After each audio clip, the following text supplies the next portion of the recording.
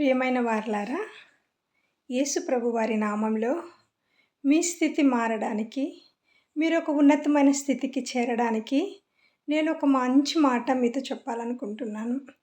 ఏంటంటే, మరి రాహాబు వేశ్య స్థానంలో ఉన్న దేవుని బిడ్డలని చేర్చుకొని మరి వేగుల వారిని దాచిపెట్టిన కారణంగా ఆమె స్థితి ఒక వేశ్య స్థితి నుంచి యేసుక్రీస్తు వారి వంశావళిలోనికి చేర్చబడింది.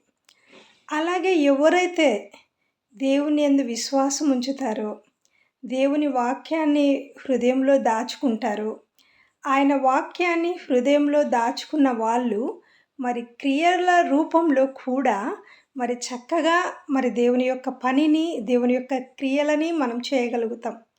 ఎవరైతే ఆయన వాక్యాన్ని హృదయంలో దాచుకొని విశ్వాసం ఉంచుతారో వాళ్ళు హెచ్చించబడతారు. ఎందుకంటే ఆయన వాక్యము వాళ్ళ హృదయంలో దాచబడి క్రియల రూపంలో బయటికి వస్తుంది కాబట్టి వాళ్ళు హెచ్చించబడతారు. కాబట్టి మీ జీవితంలో మీరు హెచ్చించబడాలి అంటే దేవుని వాక్యాన్ని మరియ ఎలాగ హృదయంలో దాచుకునిందో అలాగ దాచుకొని విశ్వాస రూపంలో దాన్ని బయటికి తీసుకొని రావాలని కోరుకుంటున్నాను. Praise the Lord. God bless you.